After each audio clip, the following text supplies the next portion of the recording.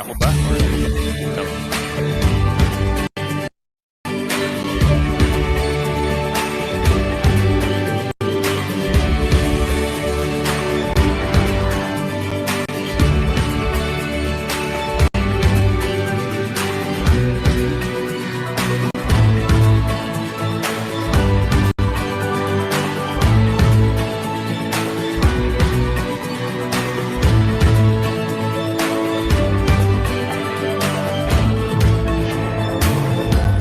$50 lang, ano?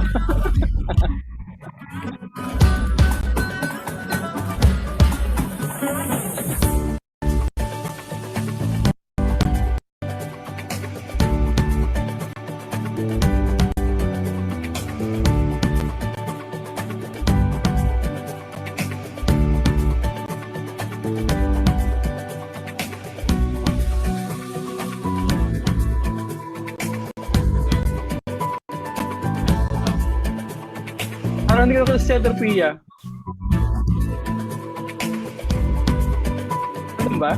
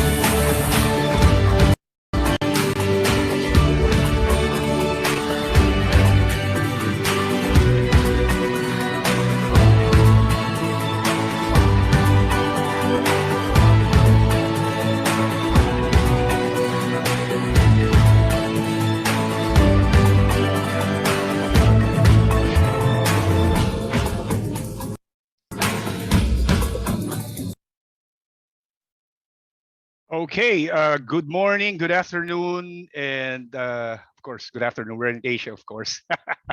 So welcome to the Philippine Futures Thinking Society at the Asia Pacific Futures Network Conference. And this session will introduce the Hiraya Foresight and exhibit the case of the Philippine Futures Thinking Society in democratizing futures knowledge and access through impact research, education, training, and advocacy.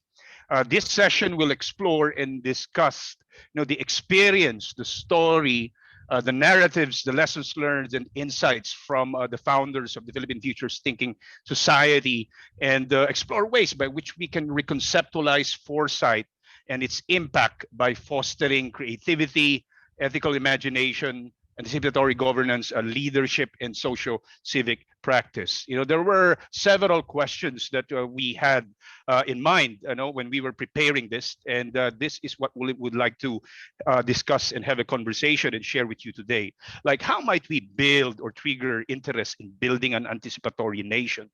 What are the sweet spots, the core or unique element that we could leverage on as an association of a futures association, and win, in the pushes and pulls of foresight work and activism? How might indigenous myth and narratives give birth to authentic, novel, and liberate realistic, plausible, and preferred futures? And last but not the least, of course, is the question that I always try to think about, is that how can we translate societal and political access, translate them into resources and capital to transform wicked problems to opportunities. And last but not the least is that how might we make futures literacy uh, purposeful and regenerative and socially transformative. So our resource person for today are, of course, the co-organizers of last year's Asia Pacific Futures Network when we organized last year's APFN Summit. And I would like to introduce Dean Lizan Terante Calina, who is the president of the Philippine Futures Thinking Society and the president of the Philippine Society for Public Administration and dean of the Development Academy of the Philippines, Mr. Noel De Guia, who's currently a resident futurist consultant at the Senate Committee on SDGs, Innovation and Futures Thinking. And last but not the least, Dr. Reginald Ugadan, who is the director of research director of the Millennium Project Philippines and a director of the University of the Philippines National College of Public Administration and Governance. So without further ado, I would like to turn this over now to Dr. Lizan for her presentation of Hiraya Foresight and the case of the Philippine Futures Thinking Society. Dean Lizan? Thank you, Sherman. A pleasant hello to everyone. This is an international event, and this is really for not only for Asian futurists, but also for futurists around the world, sharing their ideas, insights, and perspectives on what is our preferred future and what are the emerging trends as well. And I would like to greet also our fellow Filipinos and scholars in public administration and governance, where the home of Futures Thinking is there.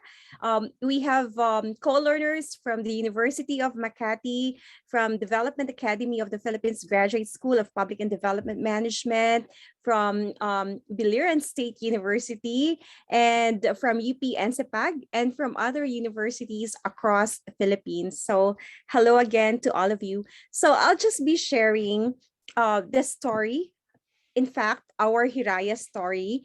And it's more than a year already that we are into futures thinking. And what really pushed us to be part of this futures thinking activity or futures thinking society in the Philippines. So it's very interesting because it started with a very simple idea, which is to close, not really close, but help close the gaps in governance, being in the public administration and governance sector. We are seeing that there's lack of foresight, there's lack of anticipatory governance mindset. So when we had this opportunity to gather together, actually we don't know each other that much. Now, Sherman is a newfound friend. He just messaged me upon seeing our presentation at the Senate Committee of SDGs, Futures Thinking and Innovations. And then Noel is also a newfound friend. And Reggie, well, has been with PSPA. So we gathered together via virtual space. So here we are now. We are more than 1 year talking about Hiraya Foresight. So basically, this is futures in action. We're not just talking about concept. We're not just talking about lessons. We're not just talking about key ideas. We are not talking about action. So that is futures in action in the Philippines. And as you can see here in this slide, you can see the Hiraya Foresight terraces. That's very indigenized because that one represents the Banawi rice terraces. So there are ladders there, as we call it, or rungs. And what we did in the past few months or over a year, we democratize futures thinking in the Philippines. So we introduced futures thinking in the Philippines via knowledge co-creation activities virtually, because it was during the pandemic time when we gathered together for futures thinking. And then after a year, it's high time for us to really deepen futures thinking. So how are we going to deepen that? So a lot, as a result of a number of co-creation activities, we are happy to know that there are a number of government institutions as well as private institutions that are interested in futures thinking to consider it as a handle and as a lens in decision making. And after deepening, of course, the institutionalization, we always say this to our collaborators that there's no shortcut for futures, no shortcut to the future. So we have to start with futures thinking 101s, and that is on democratization, then deepening, and then after deepening, then institutionalization. So I'll talk about some aspects and some activities that we are into now in order for us to institutionalize futures thinking. And of course, the last part is harvesting futures thinking. And that is really about Hiraya, our dreams, our aspirations, and our well wishes for the Philippines, our country.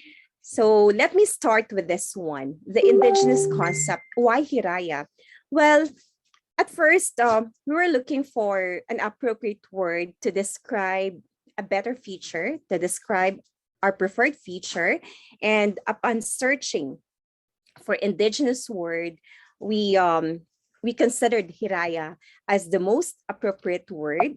That, of course, it is an ancient word that gives the potential of the future of tomorrow to illuminate on the present, or our kinabukasan, or our future. So for us, Hiraya glows and radiates, and we usually greet someone, Hiraya Manawari. And that Hiraya Manawari is really a verbal communication, which means a positive message, a positive vibe that would really encourage and inspire each one of us to really prepare for a better future. So with that, for us, Hiraya, as a wish to someone, is saying, may you reach your dreams, may the wishes of your heart be granted, and hope it comes to pass. Sana ay matupad ang iyong kahilingan at pangarap.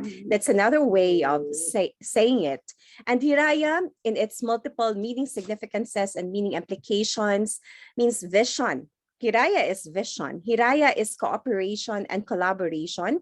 Hiraya is anticipatory and agile leadership and governance. And Hiraya, of course, implies wisdom and ethics in action. And likewise, Hiraya can be studied. The future can be studied, can be analyzed, researched, and planned. So that's how we look at Hiraya's institutionalization.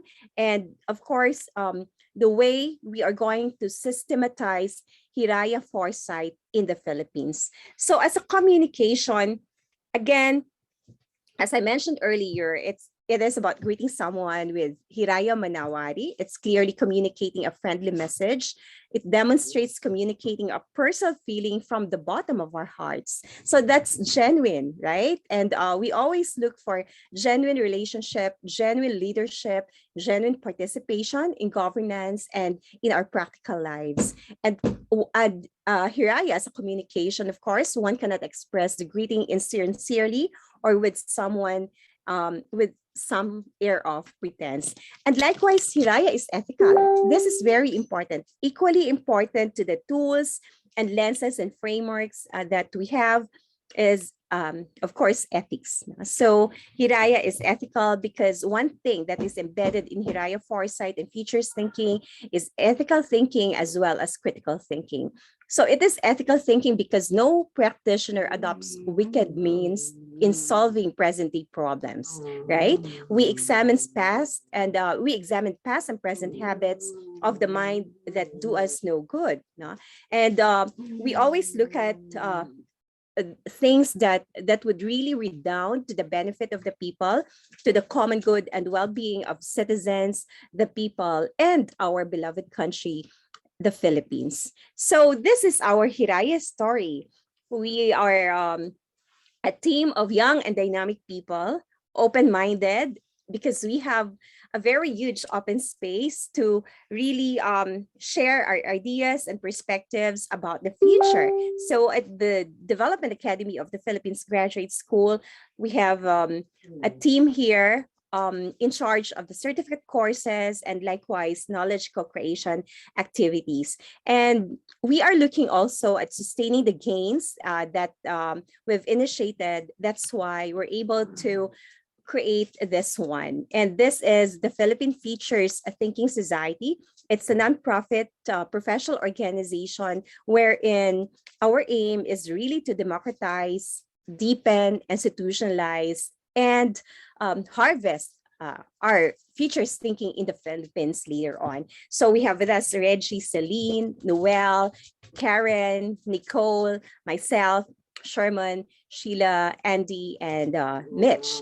So with that story, we're able to launch the Philippine Futures Thinking Society way back in June 19, 2020 with futurists around the world. No? And Senator Pia Cayetano is one of our champions, actually the first one who really pushed for futures thinking in the Philippines. So we have Senate, we have the academe, and then we have also this professional organization. So it's really looking at a bigger picture, and it's really a holistic or a whole system approach in democratizing futures thinking in the Philippines.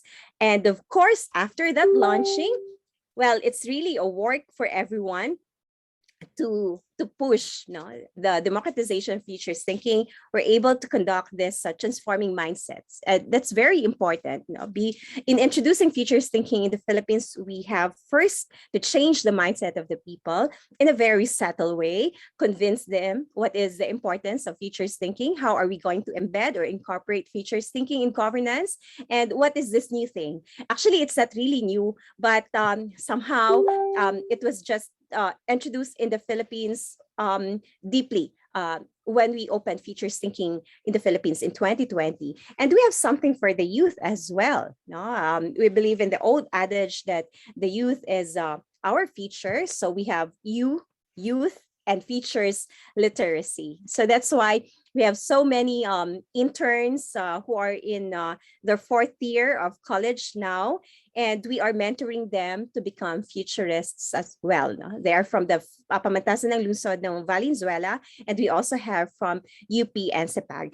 And we also looked at education. That's why we're able to launch this, Features of Education, Learning to Become, and we're able to collaborate with UNESCO. So that's a global institution pushing for features of education. So with that, we're able to likewise convince educators in the Philippines to really adopt futures thinking in teaching and include it in the curriculum. So informally, we're doing that right now.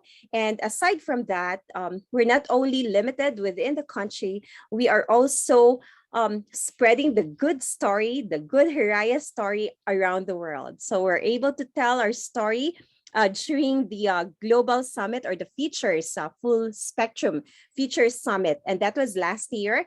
And also we joined UNESCO Futures Literacy Summit last December. So a lot of activities that were really into democratizing futures thinking. As you can see on screen, it's a collage. It's a collage of many, many activities.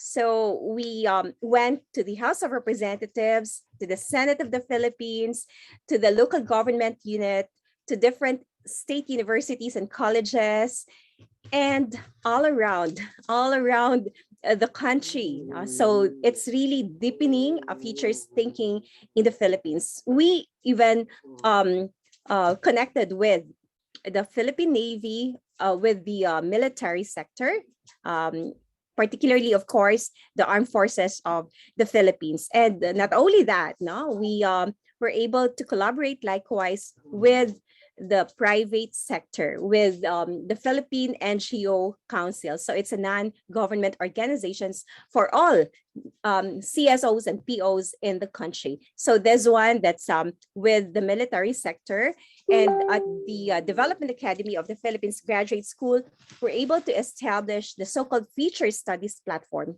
So it's a platform that taking charge of all of the activities regarding futures thinking and foresight. And when we celebrated our first year anniversary, we call that Fiesta of Imagination. We're able to gather together different minds and different institutions to be part of this Fiesta of Imagination. So as you can see, it's also a fiesta of logos coming from different parts of the country and also from different parts of the world. So this is actually part of our journey wherein we introduced before the Senate Committee on SDGs, Futures Thinking and Innovation, chaired by Senator Pia Cayetano. We presented that foresight framework, and then from there, we're able to share our insights and perspectives about getting ready for tomorrow, about the futures of health and local governance and education as well. And this one, we're able to invite one of the pillars of futures thinking, Sohail Inayatullah, and they had short training with Senator Pia Cayetano, with Congresswoman Geraldine Roman, and with all other members of the House of Representatives. And here, well, Senator Pia would like to include futures thinking in national policy making. So this is now the beginning of institutionalizing futures thinking in the Philippines. And of course, I really agree with Senator Pia that we need to institutionalize futures thinking in the Philippines. So that's available in the website of Philippine Senate. So with that, right now, we are receiving a budget from the government to do research on SDGs and futures thinking. And that is really focused on sustainable development goals using futures thinking as a lens. So our research will be used to develop curriculum and of course, co-create new knowledge for our students and also to capacitate local, national government leaders and public managers. So that's the use and purpose of research. And likewise, we're able to launch the Millennium Project Philippines, and that is really concentrating on research studies regarding futures thinking. And we will develop the so-called SOFI, or the State of the Futures Index, in the next coming months. So here at the DAP and in all other activities that we are doing in the knowledge sharing activities that we are conducting, we use this indicative framework, which is the Futures Leadership and Governance Framework. It talks about ethical leadership. It talks about frenetic leadership. It talks about wise leadership. And we need that as futures thinkers and futurists. And likewise, we contextualize that by looking at our vision, by looking at our own context, our Filipino values and our motto. And of course, this is really about our culture, about our environment, about our values as Filipinos. That's why it's really Hiraya Foresight. So all of these things that we're doing will really redound to the benefit or to the common good of the Filipino people and the well-being of our fellow constituents. So aside from that, how are we going to institutionalize this? Well, we have to begin by offering courses like this one. It's a certificate course in futures thinking. We're already on our batch 3 for that short period of time, which we started last year. And now it's a continuing education or capacity development program for everyone. So it's open for both public and private individuals. And likewise, we embedded futures thinking in this program. So this program is about leadership, innovation, communication, and knowledge management. And the beneficiaries of this program are career executive service officers, CESOs, and senior government officials. So we have assistant secretaries and undersecretaries in this course, and we are already on our batch 2. And you know what? They are now doing their capstone paper, which will be implemented in their respective agencies. So it's very useful. No? So it's an action plan and project paper that will not remain in the library, but will be part of introducing reforms in the government organization. So this is actually the KI Hub Lab, where we have 6 platforms, and one of which is Futures Studies Education. So interestingly, we have now a number of certificate courses.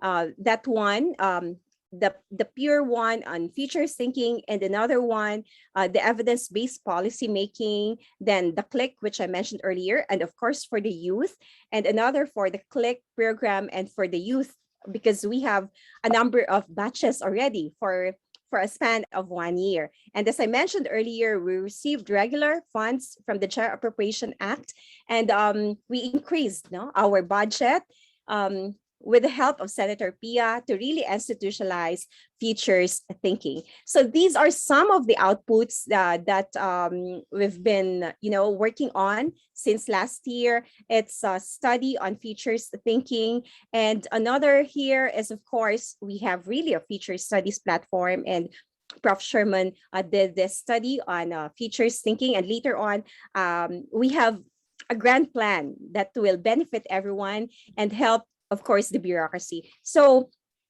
part of our Decalogo also, this Decalogo is a public platform wherein we continue to co-create knowledge. And in that Decalogo, we also featured this launching of the certificate course and other Hiraya talks. So every time that we have a course on futures thinking, we allot a space for experts, and we call that Hiraya Talks. As you can see, we have a number of guests for our brown bag lecture. We have Dr. Sweeney, Dr. Marcus Bussy, Dr. Nur, and a lot more. So I'll not be able to mention all of them.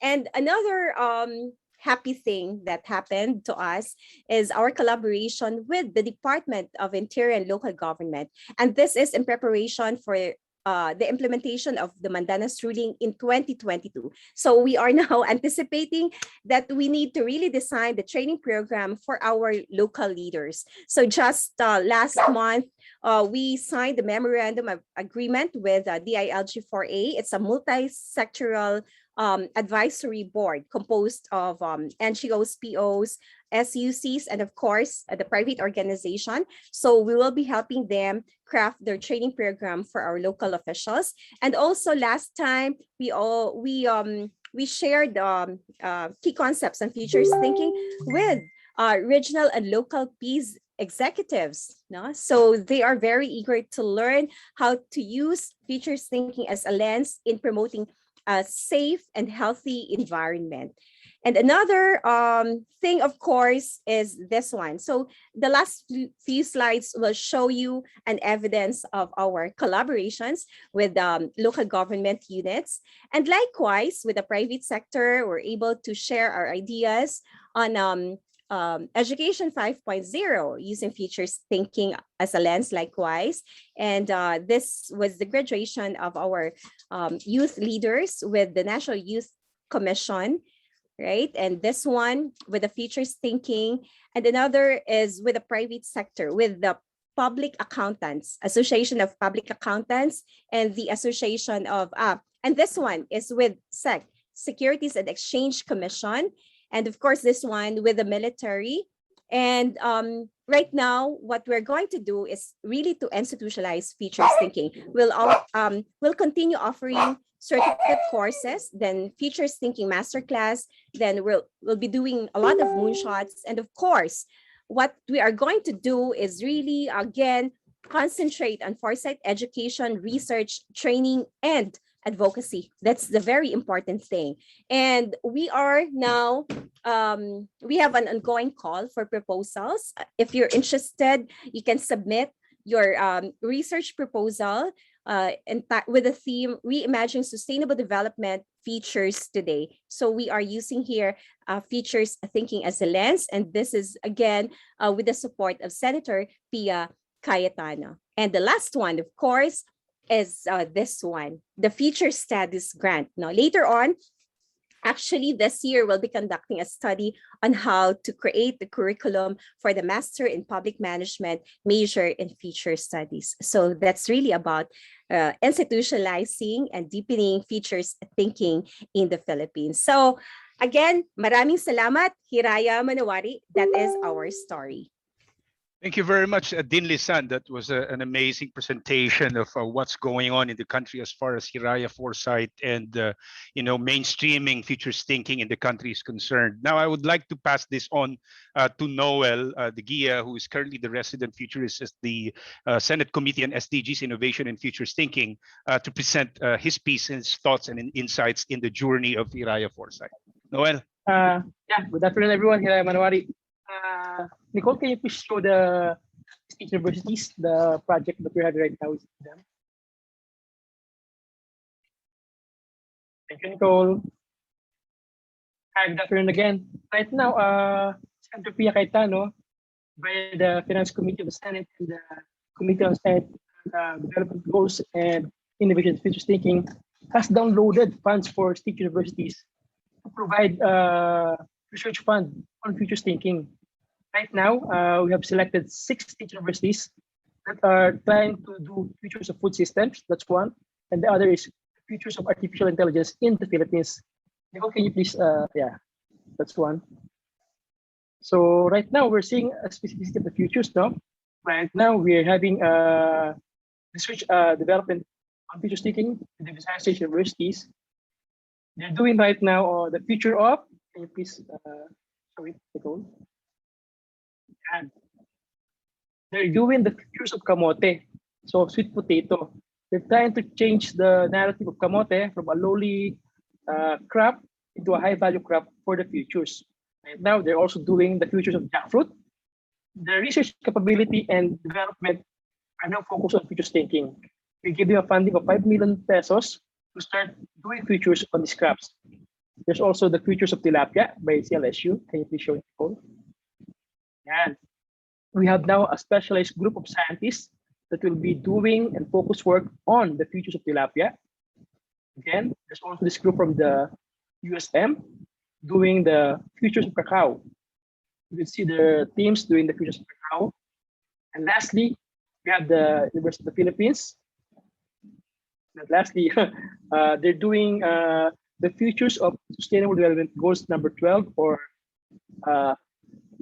responsible consumption and sustainable production. And lastly, we have the group from the PUP doing futures thinking on artificial intelligence for health, governance, and agriculture. So right now, we have started doing the moonshot thinking for the state universities, and this research outputs will be presented to the Senate Committee on SDG and Innovation Futures Thinking, so they can get more funding and more assistance from the government. Okay, back to you, Sherman. Yeah, thank you very much, Noel, for sharing as well what's going on as far as the Senate-funded Futures Thinking Initiative is concerned, and how it is, changing the way we do research, knowledge innovation, and technology development in the country. Now, I would like to pass this on to Dr. Reginald to give us his insights, views, and reflections about the Hiraya Foresight journey, given the fact that we've been doing this in the last 15 months. And of course, Dr. Reggie as well has, several initiatives that he's been doing at the University of the Philippines National College of Public Administration. Reg? Yeah, thank you very much, Chairman, and good afternoon, everyone. Futures thinking has been there. I mean, in the Philippines, it's been in the Philippines even before the Philfutures Thinking Society. I believe Chairman was one of those who are advocating for futures thinking and some. But now with the establishment of the Philfutures Thinking Society, I can say it's already a movement. Now that there's a sort of a movement now here in the Philippines, really, pushing for futures thinking and even pushing the public sector to really integrate this strategic foresight and futures thinking in all aspects or all precepts in governance.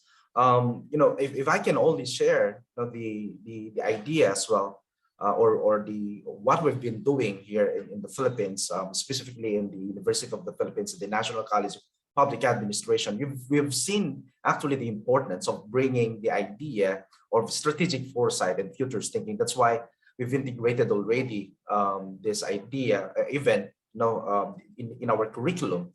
So it's not only in other higher education institutions integrating or using or bringing the futures thinking or helping or capacitating the students or even those who are in the civil service to really integrate this futures thinking.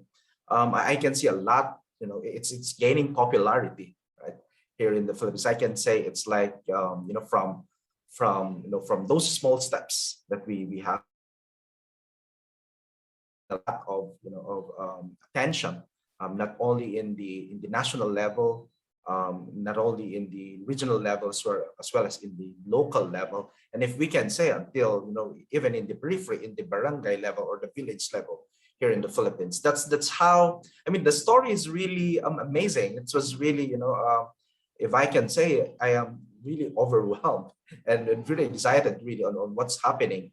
And maybe the thing now, as you can see, Philfutures is there at the center, and Philfutures has been trying to do all stuffs or all things to sustain and even gain more, I mean, or to really propagate, right? That futures thinking, or even the very vision that we have before is that to democratize futures thinking and even capacitating our people.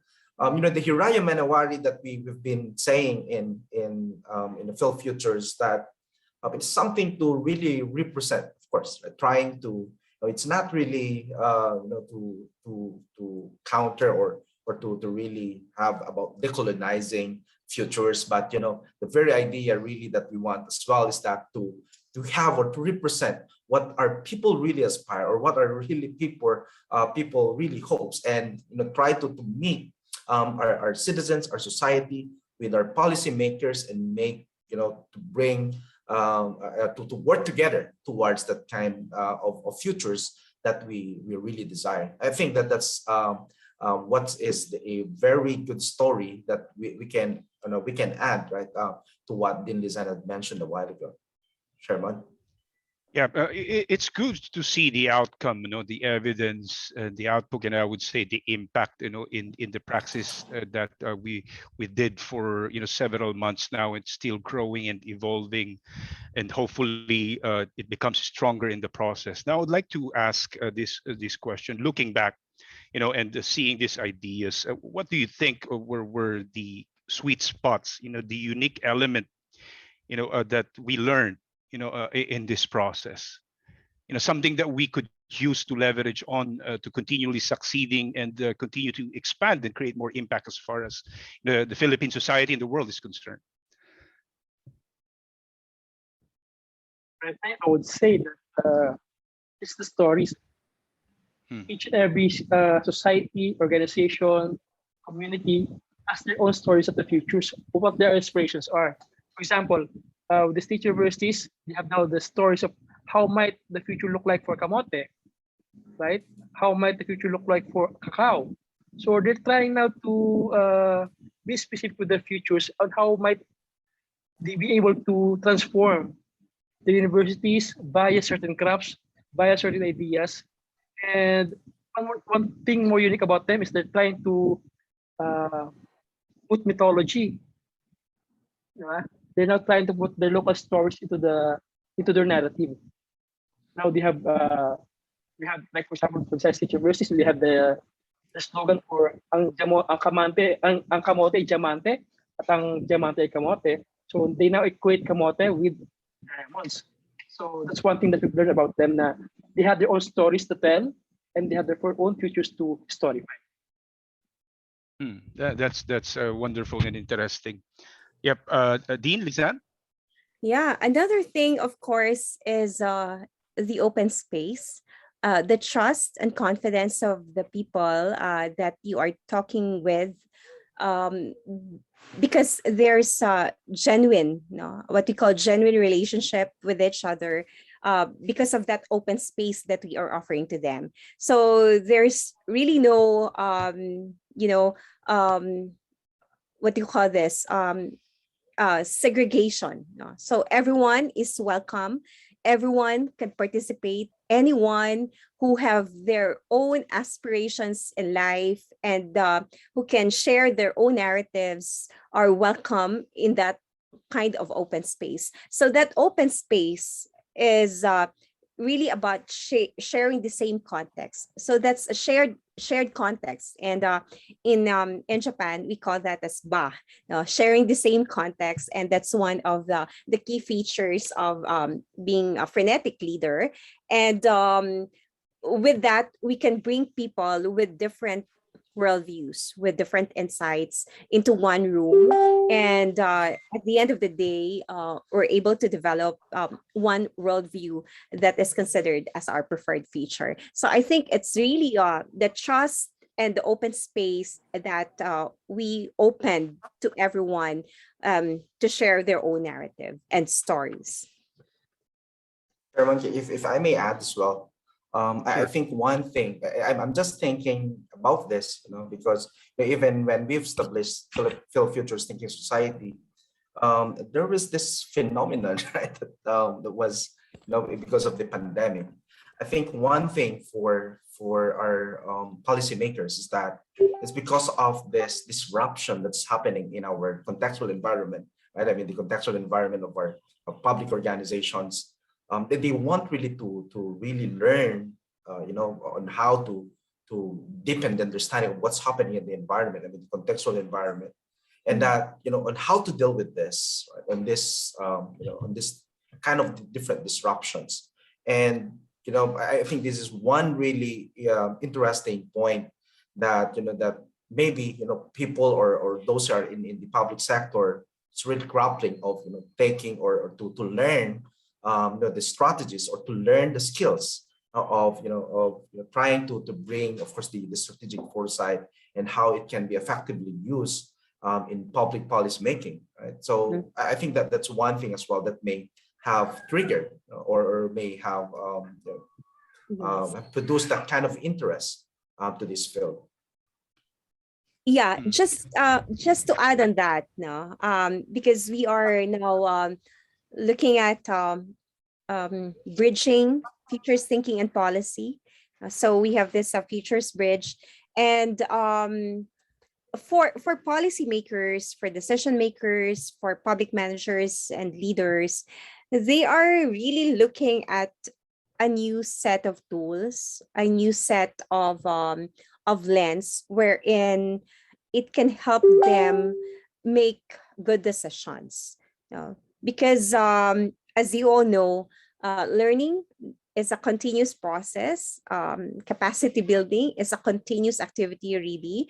And some of our friends and colleagues would really tell us that, this one,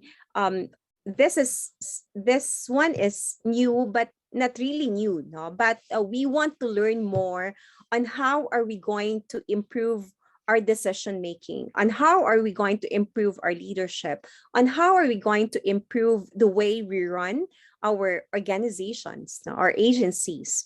So this is a 21st century skill or competence that especially in the public sector, public leaders and managers are really interested in. And that is why when we offered the certificate course on futures thinking, really a lot of public managers and leaders from across the bureaucracy, from the academia, from the military sector, from the health sector, and most of them are occupying higher positions. So we have students who are SUC presidents. We have students who are assistant secretaries, undersecretaries, and local chief executives as well.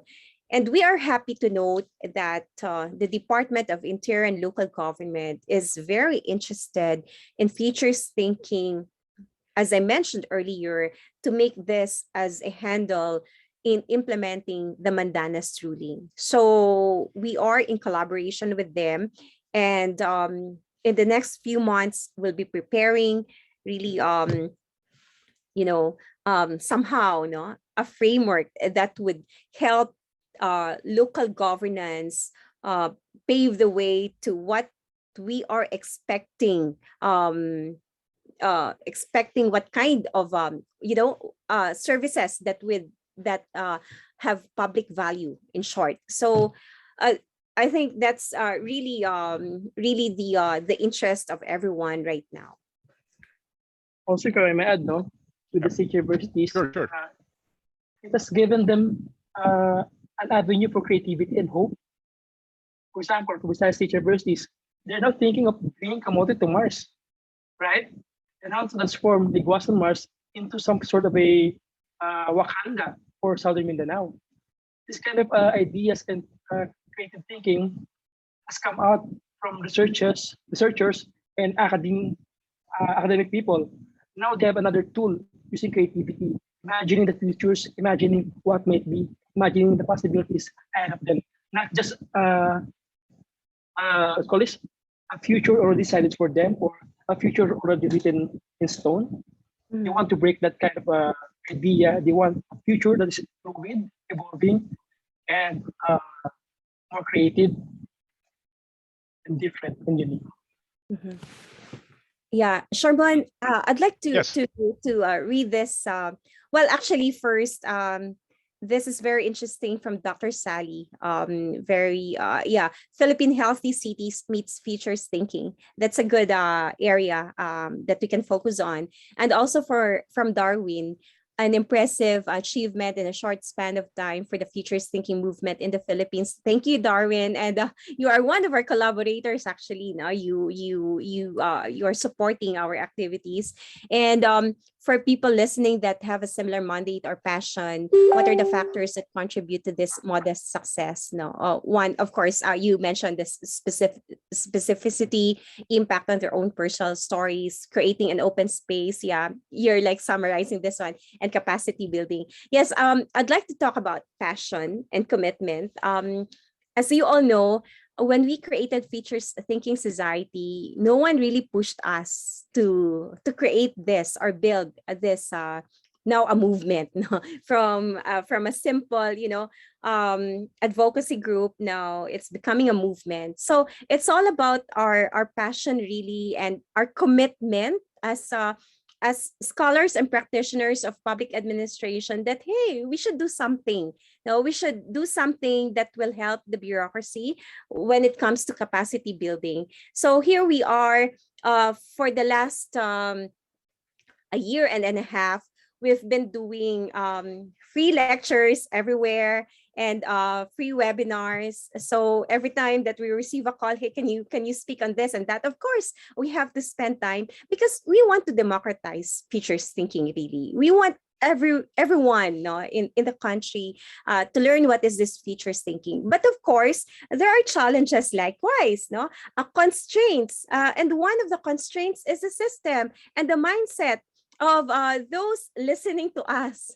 So some, government officials, we had this talk before, high level government, local officials, and they said, it's really about leadership. Next, in the next few years, we have another set of leadership. So it will change. It will not push through, it will not be successful. So if you listen to this kind of perception, then it's somehow disturbing. But for us, it's a challenge. No, it's a challenge that, hey, we can do something. It's really about our culture and mindset that we can do anything already.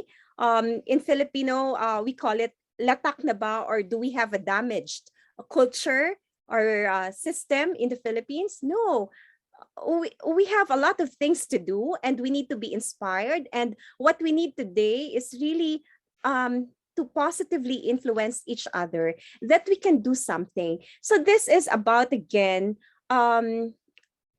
soft power. No, we are using culture values to develop that soft power that we want. So it's subtle, but it's beginning to change the mindset of the people, the way they look at bureaucracy, they look at government, and the way they do things. No, so we don't want to solve current problems using old methodologies in the 19th century or 20th century. So we want evidence-based, actually, evidence-based policy making, and we want to use tools. So futures thinking actually is a science, no? It's an evidence-based policy thing.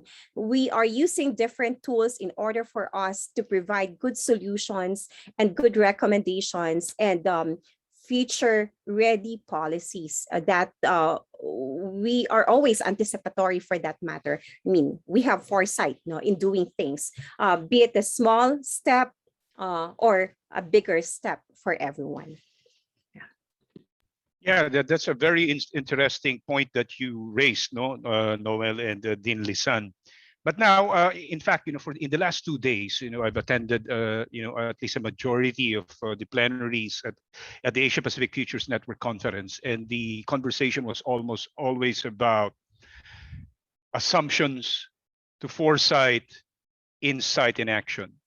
And apparently, among futurists and foresight practitioners, the gap has always been from translating the insight into actionable intelligence and actual policies and programs that transforms and defines a society or a nation, informed by their desired and preferred futures. If you would like to share your thoughts on this, leveraging on the experience that you've had, with all the events and the engagements and the hearings that you've attended at the Senate, in the Congress, in your own department agencies and organizations, any thoughts and insights that you can offer that might help, foresight practitioners from all over the world to lessen the gap as far as insight to action? For me, the first thing is you need champions. For example, Senator Pia Cayetano has been pushing hard, far and wide, for futures thinking in the Philippines.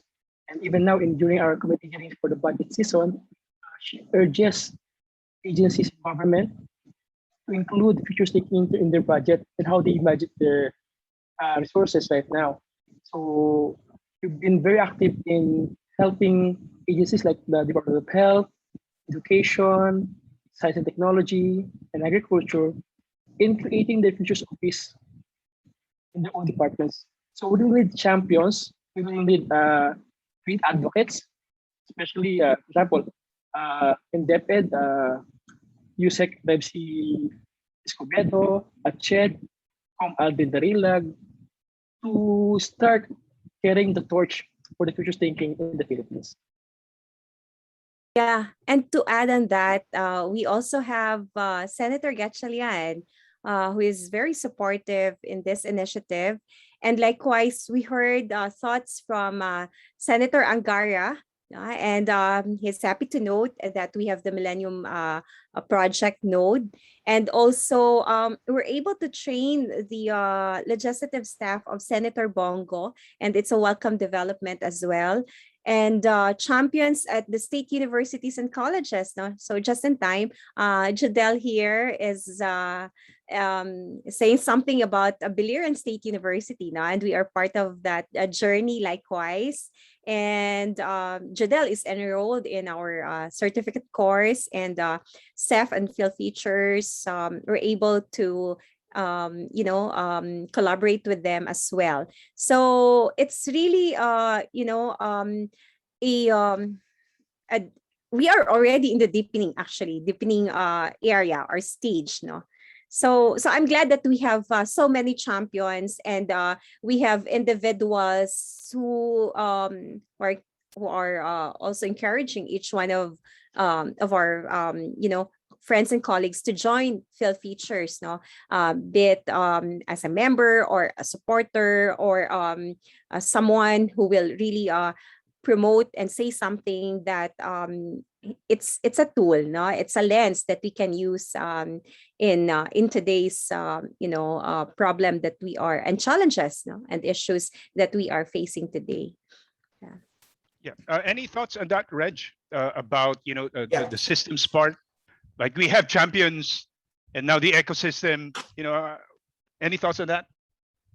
One thing maybe that I would like also to share there is that our policymakers and even the different government agencies, I think they're not just jumping to the bandwagon of this futures thinking, but it's also the necessity. I mean, they have this opportunity, a perfect opportunity really, for them to really improve the system, to really improve, on how we should really deliver something for our citizens. I think that's one thing there. Philfutures is now being top. Philfutures is really there. It's just like a magnet now, if I may. It's like a magnet, like trying to attracting really those policymakers. I mean, the very important, the critical point there is that it's more of those who are into the policy actors are really trying to reach us, the Philfutures. I think that's one very important thing there, because I still remember, even in strategic foresight, right? If those who have developed those scenarios, it's really hard to communicate with policymakers. But now there's it's kind of a movement that is like both those who developed or build those scenarios and the policymakers are moving together. That's why I think that's one thing very very interesting to look at the case of the Philfutures. Maybe it's all because of this what is really happening. I think that's one thing. I mean that's how I see it. But also on how Philfutures, of course, with Dinlizan, with Sherman, with Noel, with Sheila and others also have really worked hard for on to popularize this futures thinking. That's something it's something that we can say that they're looking at the Philfutures now as a kind of that can really bring or help them, capacitate them, right, to put that kind of perspective, a new perspective, if you may. It may be it's not new, but it's old. But of course, it was revived, or it was actually reignited by Philfutures. That's what I can tell there, Sherman. Yeah, Sherman, I just want to add, because I heard this also from Doc Reg, the impression and the interest of our colleagues from UP NCPAG, right? Our professors there, they are really interested in engaging into this kind of activity now and futures thinking. So they want to learn likewise, because this one is a new field for others, no, and for us also. So the interest in learning is there. And likewise, I remember from the group of Philippine Institute of Civil Engineers, they had a training, and they mentioned that we don't want to be like, pseudo FT practitioners. We really want to be genuine practitioners. So they engaged into a masterclass with Sherman and the group, and that is in preparation for their international conference, right? So the interest really in learning is there. They're very passionate and they're very committed. Yeah, there are a lot of maybe chats. if I may add. Yeah, sure, Reggie, go. Yeah. Just to add from what Din Design, maybe if you can see here, Sherman is also in the field of public administration. Design is in public administration. Noel is into politics, into public administration. It's all started there. However, we can tell you that it's really moving out from not only from public administration field, but other fields as well are getting interested on this. Dinlisan have mentioned about, at NCPAG, we've been thinking about strategic planning altogether, but we're trying to bring now that kind of idea of strategic foresight, and of course using the tools, the futures tools. And what is interesting also is that there is an emerging collaboration coming up. I mean, kind of a collaboration of other colleges as well, you know, with NCPAG, you know, to really bring you know, futures. For example, there are those who are initiating a collaboration with engineering and governance, because we have to look at the future of infrastructure, future of governance. And of course, also at NCPAG, we are envisioning to build or to establish this, you know, the governance futures lab. That's what we really want also to establish at NCPAG, to look at all, of course, all areas or all facets of governance here in the Philippines. I'm talking about futures of governance here in the country. Sorry, Sherman, just a bit. In relation to what Reggie mentioned, the Pamantasan ng Lungsod ng Valenzuela, together with us, we will launch the Hiraya room, no? The Hiraya Futures room, and that will be our you know, laboratory for students and for others, not only for students of PLV but also from students coming from the north area, right? So that's another thing now, and we are excited to launch that, and that will lead to the so-called academe, LGU, and industry linkages. So we'll be collaborating together, and we already mentioned this to DILG that it's gonna be a tripartite, you know, collaboration. There's the SUC or the LUC, the local state university, the state university, the local government, and the Philippine Futures Thinking Society. Mm-hmm. Yeah, there's a pre yeah, sure, Noel, go. Yeah, if I may add, no? Right now, I think there are about 20 state universities that have already established their futures offices. Right, for example, at PUP, they have the Institute of Philippine Foresight. PLB, they have now the Hiraya Lab or Futures Lab. Then I think PNU, BIPSU, the Biran State Universities, they have created their own institute laboratories for the futures, including UPLS Bios. So they have teams. For example, I think right now we have at least 200 agricultural futurists in the country because of futures thinking that we've masterclass for them. Yeah, and at this time, I would like to ask the question. You know, okay, this is the journey. These are the things that are going on, and this is what we've accomplished so far. And then I remember Noel, you know, sharing about authorship and ownership, you know, to sustain everything that we've gained. Would you like to share your thoughts on that from foresight, and then of course boils down to socio-civic commitment, participation and action, and authorship and ownership is a critical element, you know, to ensuring that foresight is sustained in the country. Your thoughts on it? One of the most important things that we've developed the past year was that to develop symbols about the futures, about futures thinking. As you will see from our background, you will see the Rizal Monument, or the Motostela, as we call it.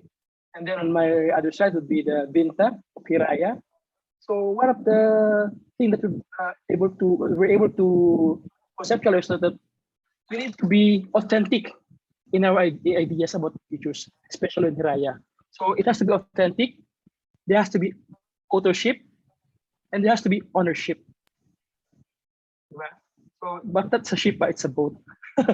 So it has to be authentic, the authorship, and the ownership. Because like that, for example, if you see the boat behind me, that's the Vinta, you would see on the side of the boat, there's the Baybayin. The Baybayin script, the ancient Philippine script, it says Hiraya. Right? Why Hiraya? Because we believe that the Vinta, or the boat, as our forefathers used to do, used to journey or voyage to the seas, they used the Vinta. Yung tatawag sa paglalayag. Paglalayag is journey or traversing or exploring. Right? And you would see the waves behind, as the boat travels the seas or the oceans, there are waves, big waves. These are the VUCA situations, vulnerabilities, uncertainties, complexities, and ambiguities.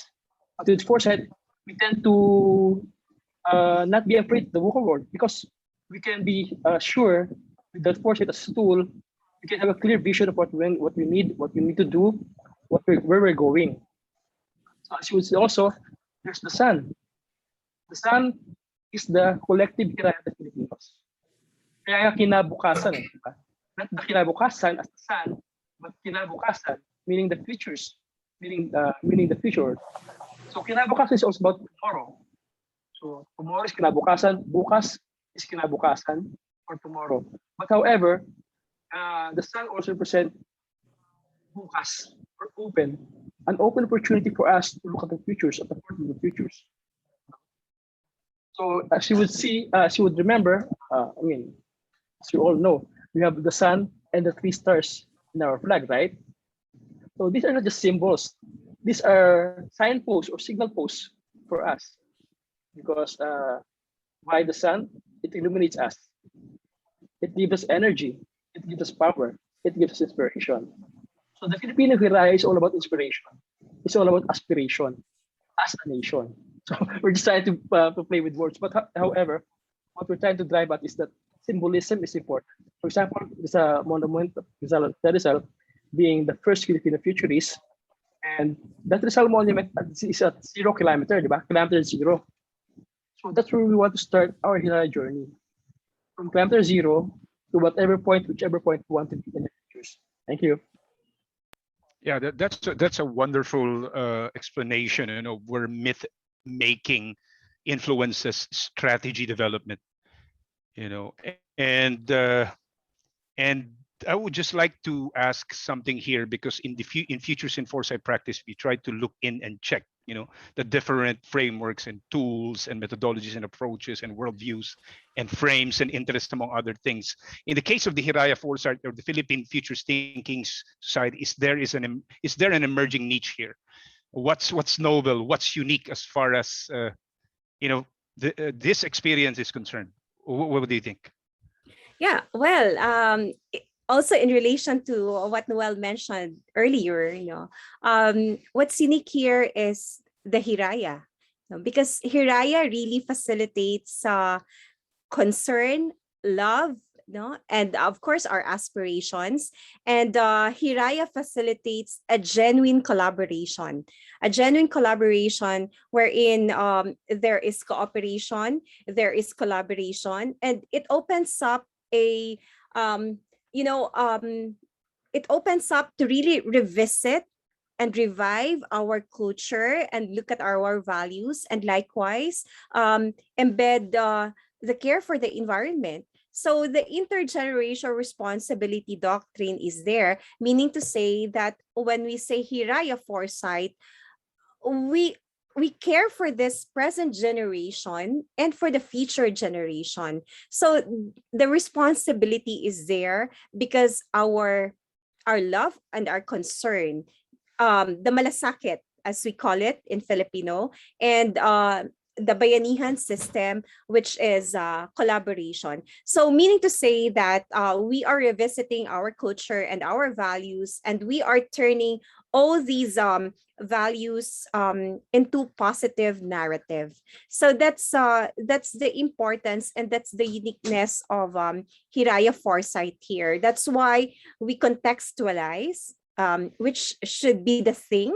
We indigenize based on our culture, based on our values, and based on our environment.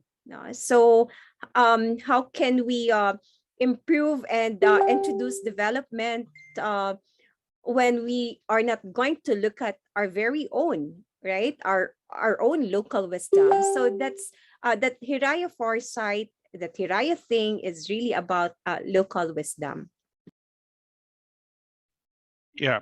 Anything that you would like add to that, Doc Reg or Noel?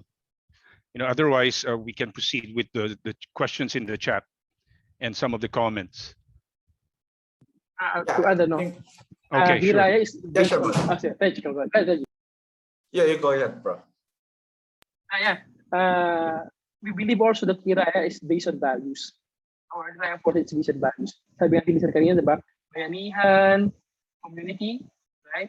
So we also have in our values is kababaang loob.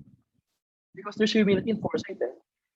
because you are being in awe of what's possible before you. So that's the vast possibilities and probabilities before you gives you that humility, and that humility powers you to strive some more. So that's one thing about Hiraya Foresight. Also, there's kindness or kabutihan. Di ba yun ang gusto natin na we want to have Hiraya, something that's kind, but really is kind and fair and equitable. So that's going to be the total or the collective Hiraya of the Filipinos. A society that's just, equitable, peaceful, and of course, family. Reg? Yeah, I think it was mentioned also by the designer already a while ago. For me, if you're going to ask me about what's really unique here is that, of course, trying to bring the aspirations of the people, I mean, deeply rooted with our own culture. Maybe not more on that borrowed futures, but of course, futures that are, of course, decided by the Filipino people. I think that's the thing that's more unique for me. Yeah, that's interesting, because if you try to think about the Hiraya journey, is that it starts with breadth, right? Yung lawak, no? And then as you see the lawak, the horizon, and try to make sense of it, you see, as far and wide as you could. And then once you see the horizon, also this was the learning that we had in Philfutures, is that when you see the horizon, that is when you start to desire and dive deep into the horizon, which is the lalim. When where lalim, that is where meaning making and sense making begins. The depth of it, like just immerse in it, submerge yourself into it, and you become the future yourself, right? And then once you dive deep into it, you start to, as I think this needs to be accentuated by Noel, about the idea of forethought. It's not just foresight anymore, but then once you immerse and submerge into the meaning of what you're trying to understand, the vision becomes clear and even more vivid, and that now requires the action that must be done. And that you start like identifying, okay, what's our tayog here, the peak of foresight, and then once you've determined what the peak of foresight is for you or your organization, that, as Noel and Dinlizan and Reggie said, is you have to learn how to let go. Yung kababaang loob, it becomes values-based foresight, because you start to wonder, the magnificence and the awesomeness and the, it makes you so humble enough to see that there are heterogeneous futures out there. You start to learn how to let go, because the danger is when you do futures and foresight and you're good at it, is that you have a tendency to control the future, and that's where dictators emerge, right? And dictators doesn't know how to let go. They want to keep that future and control it because they're getting something from it, right? Generation of resources, blah blah blah, and then they pass it into their family, so forth and so.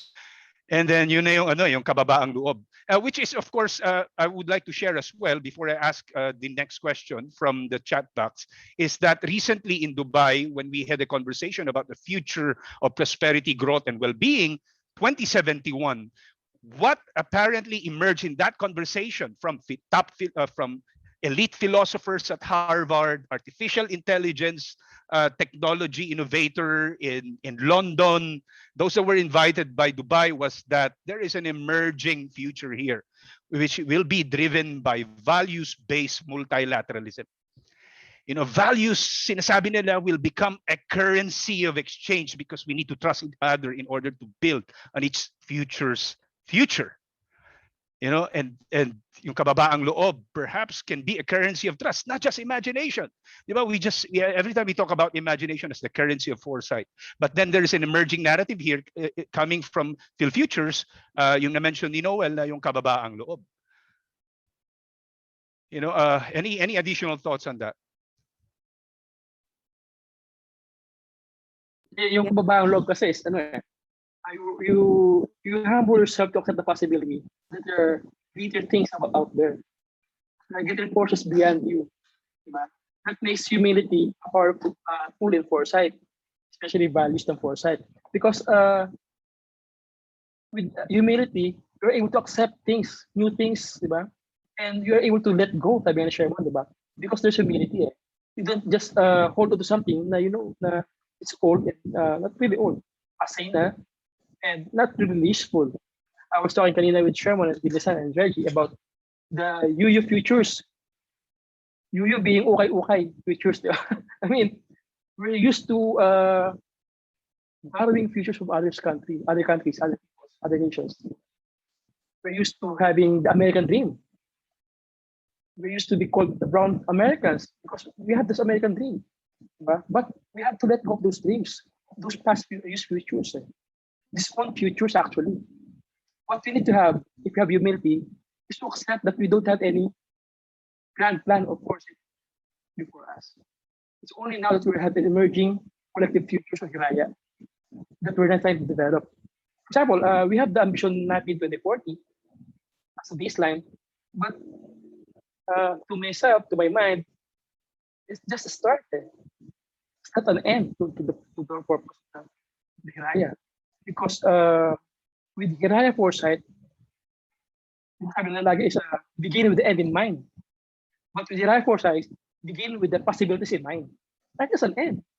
Because an end is just one possibility. But with Hiraya Foresight, we're open to various and multiple possibilities before us. And that's where humility comes in. Because you can accept that this possibility can be yours or could be or not yours. Yeah, that's why personal values are very important in exercising futures thinking and foresight, because really we are looking at Hiraya, which implies wisdom and ethics in action. Because the future can be looked at in a positive light, and there are so many possibilities. And our community has a source of inspiration to really do things wisely, appropriately, and rightly. And we have this one kind of training, no? And it is about CLA, the causal layered analysis, with Sohail Inayatullah, and we experienced inner CLA, right? Personal CLA. So that was very powerful.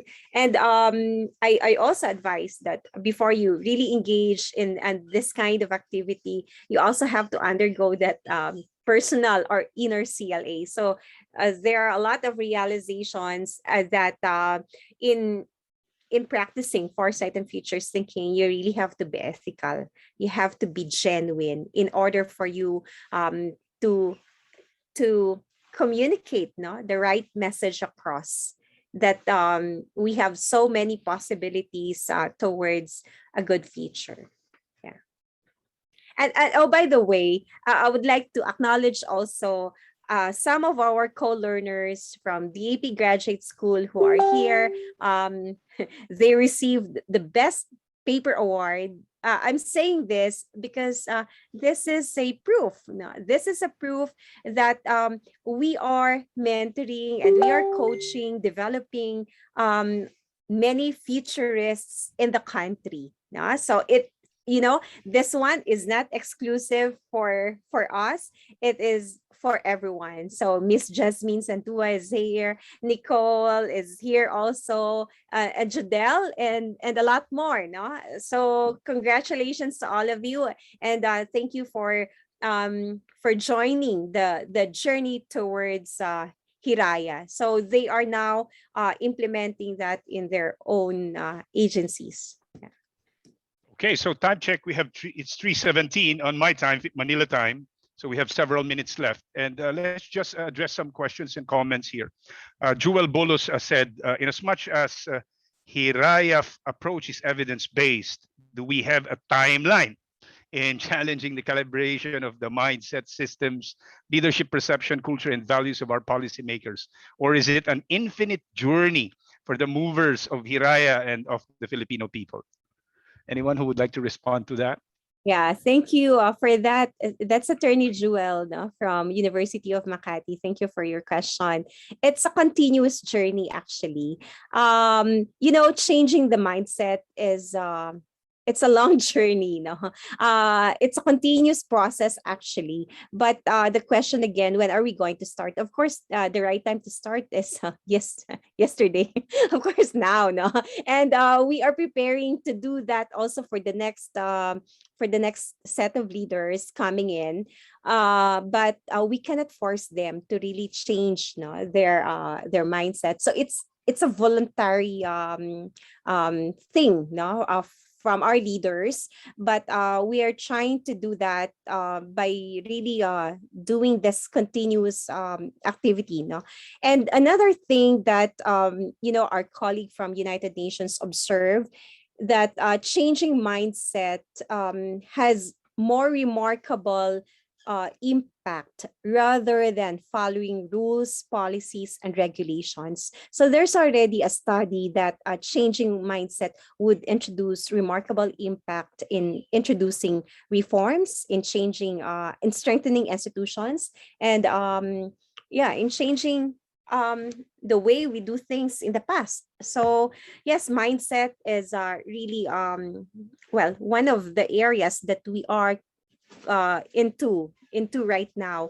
And how are we going to do that now? Changing mindset, maybe in the form of education, training, research, and advocacy work, and open conversation, opening an open space for everyone.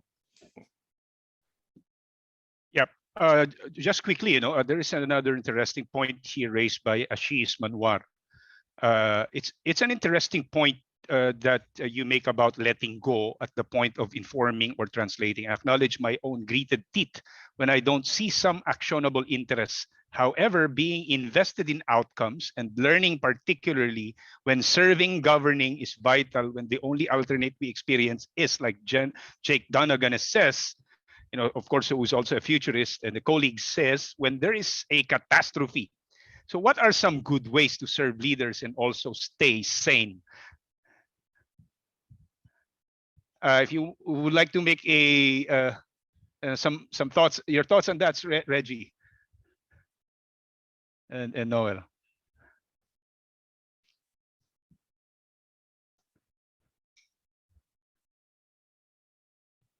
Yeah, go ahead, Reg. Yeah, that's a fun question from Ashish.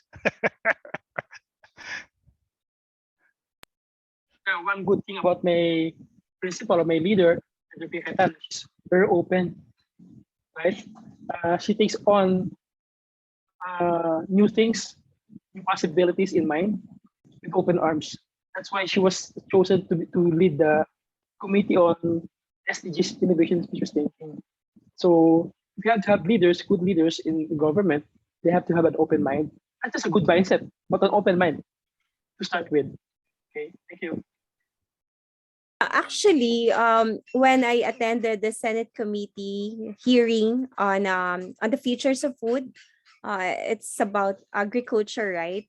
And when UPLB was invited to be there, and also Sherman was there, and they talked about their scenario and talked about futures thinking, some of the senators were really surprised. They said, we have experts on this field. Why only now? Why only now that you're here? And you have great ideas, because in the past maybe they heard the same the same ideas, the same concepts, but that time they heard different perspectives and different insights. Yeah. And of course, with emerging leaders that we have right now, younger leaders, they are more open, right? They are more open, and they are more, what you call this, adventurous. as you call it, no? As they're not afraid to go out of their comfort zone. That's another thing. That's another problem in the bureaucracy. They don't want to touch their comfort zone level. So even though that's already an old business model, never mind. This is the way we do things in the government. So we don't want to change that. So we have archaic minds in the government, you know that. So we need to somehow lessen that, no, lessen that, and give chance to the young ones, to the new blood who have great ideas, great perspectives, new insights that can introduce reforms for the bureaucracy. Okay, so we've got 7 minutes left. And before I ask you for your final thoughts and remarks, I would like to pass this to Nicole. Nicole? Thank you, Sherman, and thank you everyone for attending. We would like to invite everybody to attend the upcoming Futures Summit being organized by the Thinking Society. You can scan to register, and this will be held on November 12 to 14 of this year. It will be about the futures of education, work, and technology. Likewise, we would like to invite you to subscribe to the Philfutures Hiraya podcast. The links will be posted in the description box by Karen, and as we end the session later, we will be showing again the video that we presented at the beginning of this session. Turning it back over to you, Sherman. Thank you. I hope everybody stays behind to watch that video. Thank you. Okay, thank you very much, Nicole. Now there are a lot of interesting exchange in the chat, but we only have a few minutes left. We can have a conversation again after this. And yeah, some final insights and words that you would like to share, Noel, Dean Lizan, and Reggie. Yeah, one thing that is very important, if we promote something, if we want to introduce something, lead by example, do it, be an action person.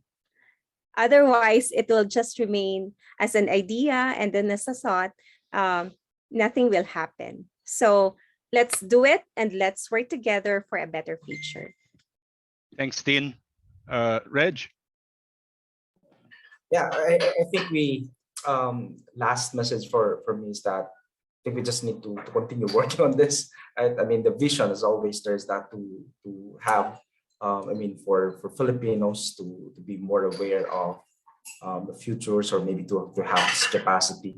We really want to have later on a kind of to co-create. I mean, that's more into that. I mean, more engaged, more capacitated Filipinos, and of course they can really, of course, advance their Hiraya, right? And towards that kind of futures that we desire. Thank you very much. Thanks, Reg. Noel? You're muted. Next, can you please post the final notes with regard to Hiraya?